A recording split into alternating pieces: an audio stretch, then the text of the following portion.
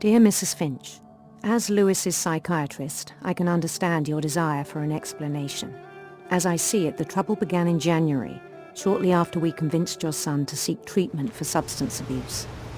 Newly sober, I believe Lewis first noticed the monotony of his daily life.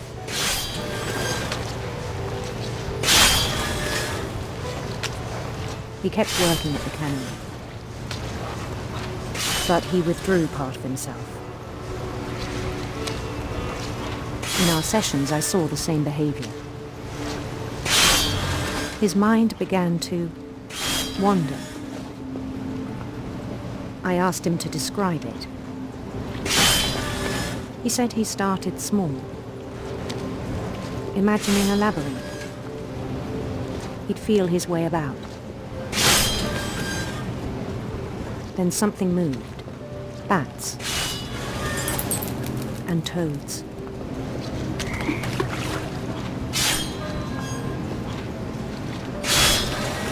And things that have not names. He knew it was all in his head.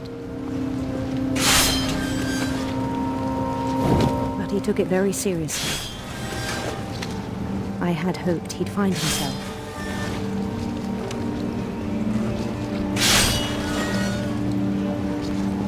But he found something more. I worried about him then. Daydreaming at the cannery. I spoke with his boss. But he said Lewis had become a model employee. Methodical, tireless, focused. Like a whole new Lewis. So I let him go on.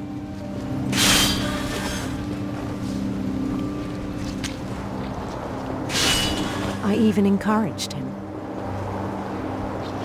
It seemed very promising at first. He told me he'd made a new friend.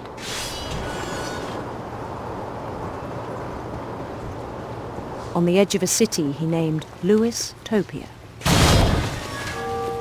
He built the city up slowly, brick by brick. Then he made musicians.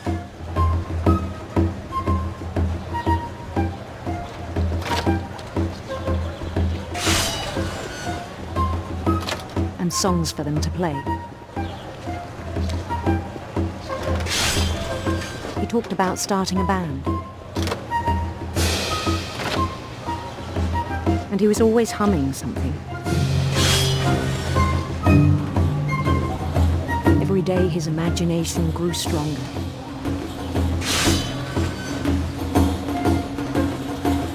He no longer spoke at the cannery. But his chopping was as reliable as ever. Then one day it struck him that all the cheering crowds, even the stones under his feet, were all in his imagination, so he could do whatever he wished.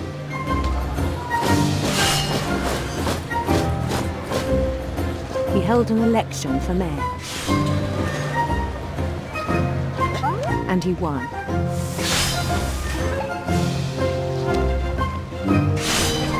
They begged him to stay, but his mind was already wandering. It became a game for him.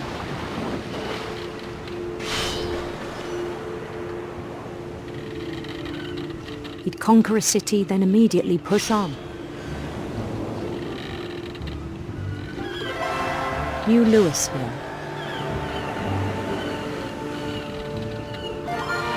St. Louis.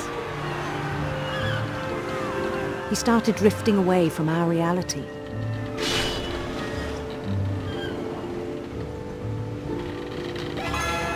Minneapolis, until one day he forgot to go home from the cannery. Even as his mother pleaded with him, part of Lewis kept sailing on.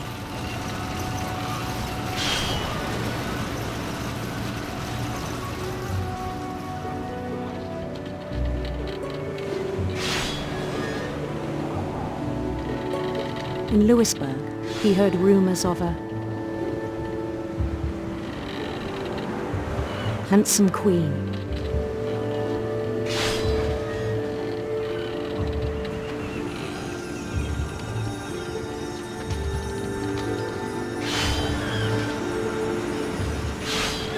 The queen was on her own quest for sinister serpents.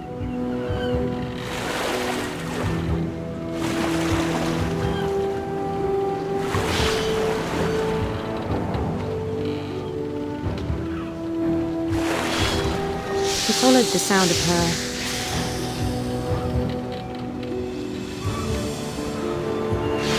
silver harp.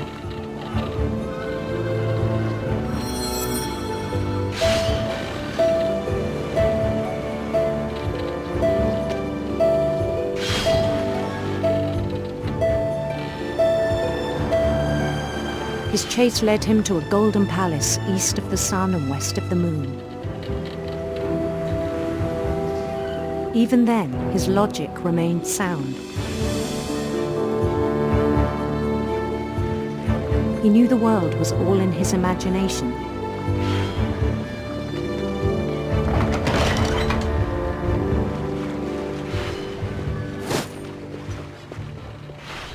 But he was so proud of having created it.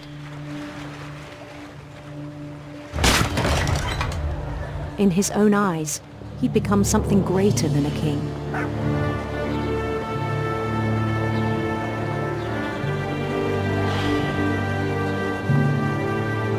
For someone who'd never known success in the real world, I think it was overwhelming. And then it struck him that the real Lewis was not the one chopping salmon, but the one climbing the steps of a golden palace.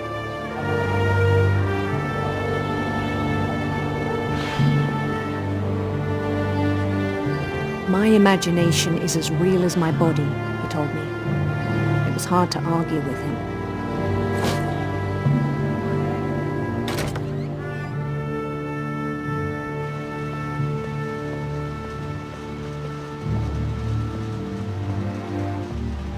He began to forget the world we know.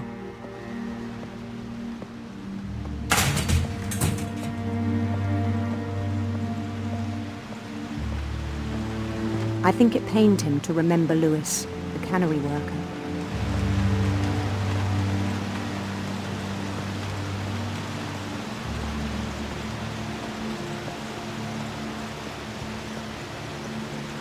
He began to despise the man with a royal contempt.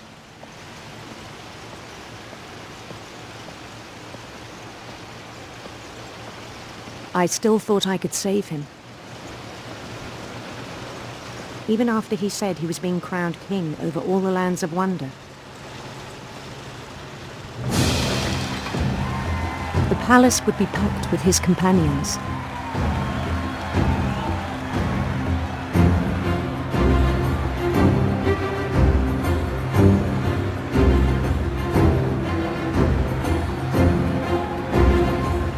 Including the wise Calico who'd insisted on advising him.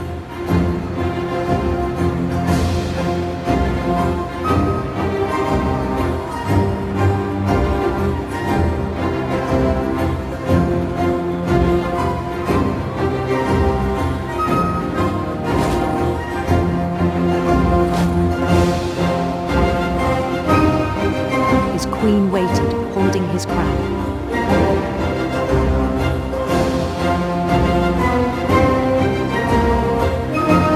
There was only one thing left to do.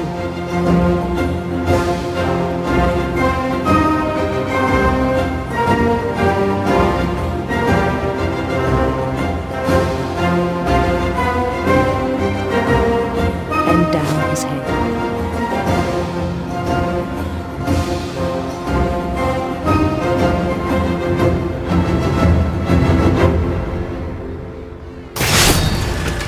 I think you know. Mrs. Finch, your son was a kind man who will be missed by all of us who knew him.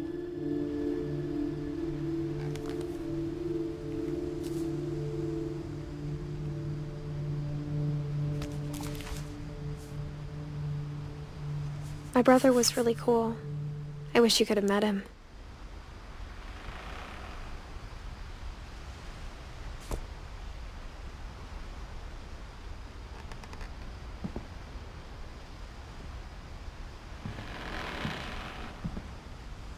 He was so proud of being Indian.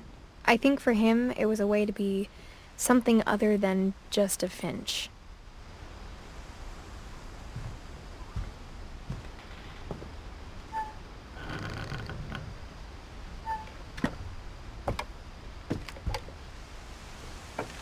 On the way back from Lewis's funeral, my mom told me to start packing. She waited until the day before we left to tell Edie. I'm not sure if she wanted to make it easier or harder.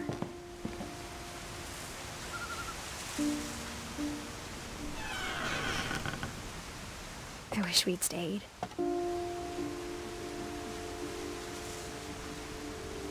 But I understand why we left.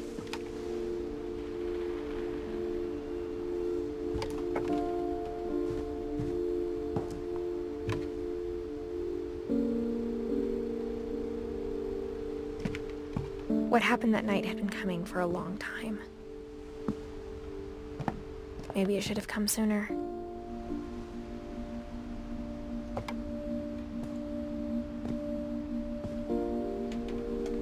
But it had to end one way or another.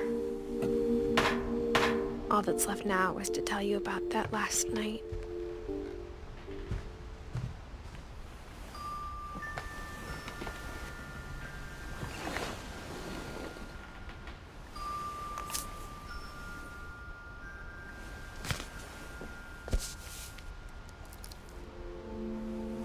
That whole last day, Edie just watched us pack and didn't say a word.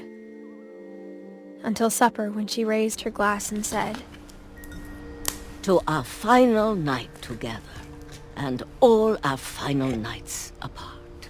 Grandma, you know what I said about alcohol. Some of your medications are very Edith, specific. I left a present for you in the hallway. Why don't you go open it? The grown-ups have to argue now. I'm sorry, you're right. We're all leaving tomorrow. Let's just enjoy our last... I'm not leaving. Edith, you're excused.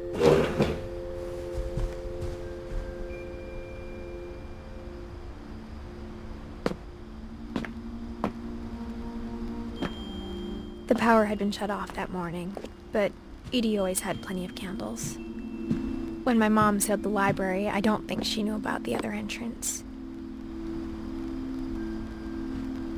Or that Edie had a key to it.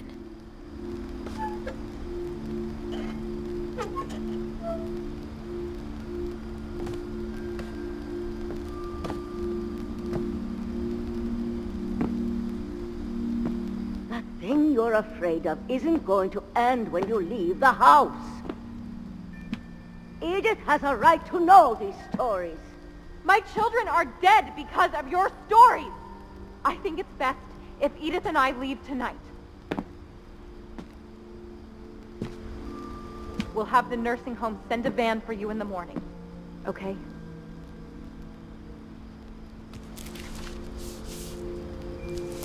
Dear Edith, there's so many stories I wish I could tell you, but there's only time for one. This is about what happened on the night you were born. That night, the tide went way, way out.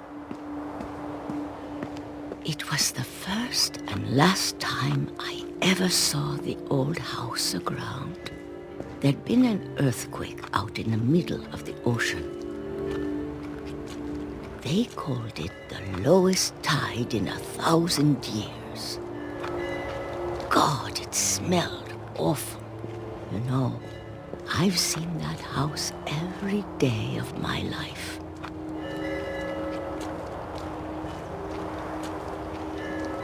But I never thought I'd go back to it. When the fog rolled in, I lost my way.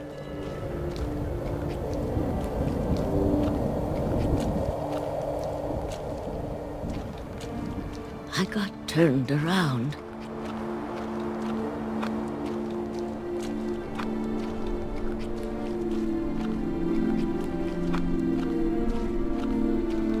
For a while, I wandered.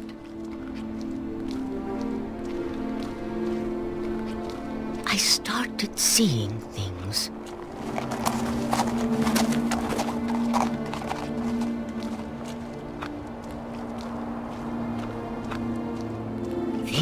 forgotten had ever existed.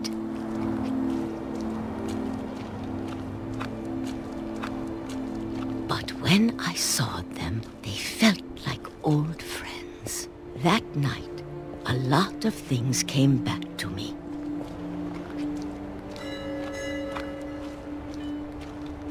Or maybe I came back to them.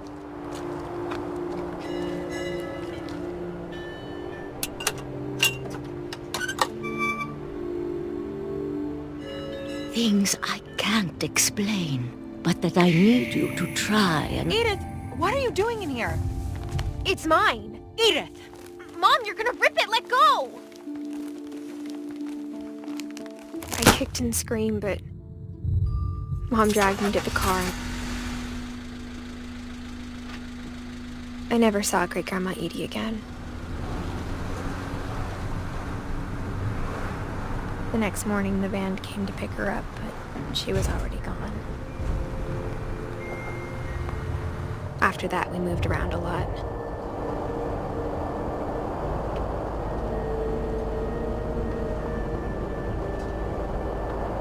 We both tried to make the best of it.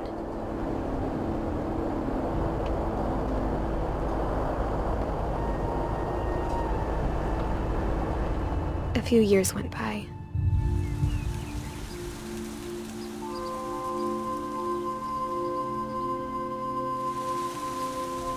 My mom didn't like to talk about it, but she started getting sick a lot. The rest happened pretty quickly.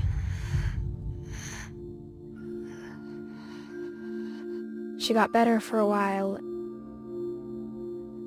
and then she didn't. And then I was alone.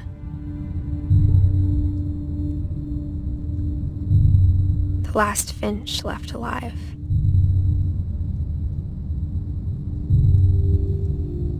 Until I found out about you. I'm still not sure what to tell you about all this.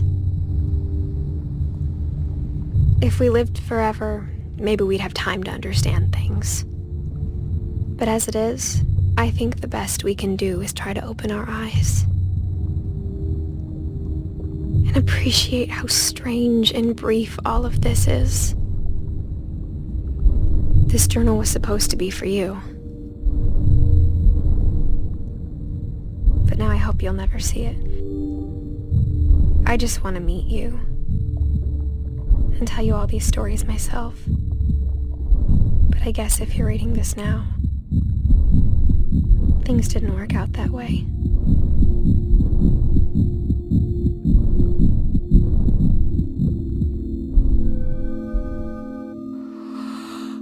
This is where your story begins. I'm sorry I won't be there to see it. It's a lot to ask, but I don't want you to be sad that I'm gone. I want you to be amazed that any of us ever had a chance to be here at all. Good luck.